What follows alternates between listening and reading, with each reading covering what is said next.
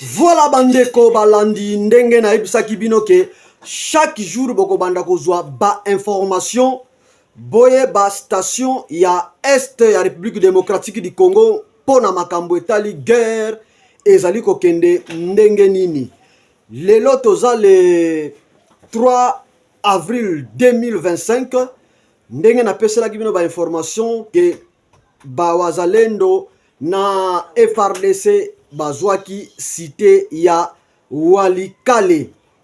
Alors ndenge bozomona photo to tsheli bino ya bandeko na biso ba FRDC baza na kati ya rond-point ya cité ya Walikale. Alors pour le moment bandeko nanga yonan osabone te tozo kende siko na affrontement moko ya makasi eza na côté ya cité ya na cité ya Masisi. Donc maman na affrontement, mais avant de développer yonan osabone na chaîne Otende Kozo Landa Biso, abonnez-vous parce que chaque jour okobanda kozwa ba vraie information pour na makambo etali Est République démocratique du Congo. Ndenge tolobaki lobi ke to zwaki déjà ba numéro ya ba journaliste oyo baza netre o baza kaka côté ya M23 te, mais ba journaliste o baza netre o baza na Est ya République démocratique du Congo bangonde mutu tozo bengana pour que ba pesa biso ba vraie information. Alors abonnez-vous à la chaîne, qui à la place ba komi abonner, cliquez wana, activez cloche. Au moins soko cliquez cloche moko bimaka wana activer yango pour que obanda kozwa ba notification. Olandaka à la loupe ndenge makambo zali ko kendele. Donc même il s'agit que no ba M23 bazui localité moko toko banda ko yebisa bino. Toko banda ko yebisa bino parce que oyo eza chaîne o toko banda ko pesa ba vraie information, vrai et fiable. Eza teke batu ebele bazali ko ya na ba réseaux sociaux bazali ko kosa population. Bazali ko kosa population na ba information oyo ezanga makolo.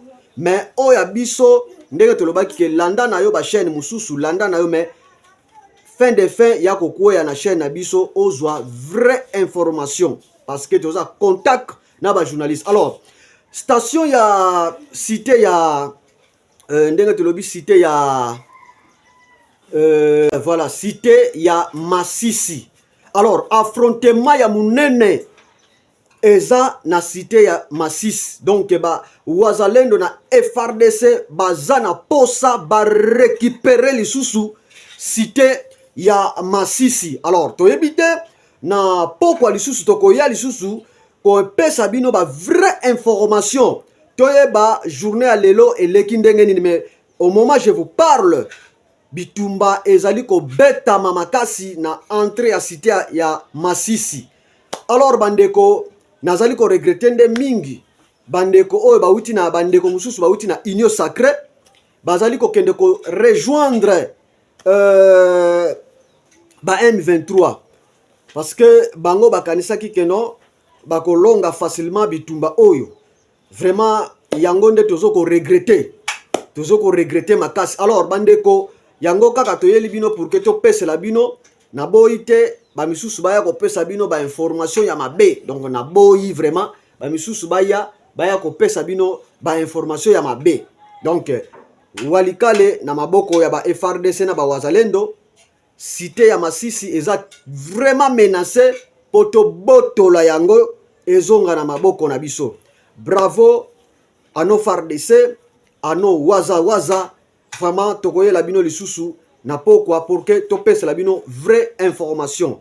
Partagez vidéo oyo, aimez, partagez pour que ba misusu bazwa ba information vraie et fiable. Merci, bye bye.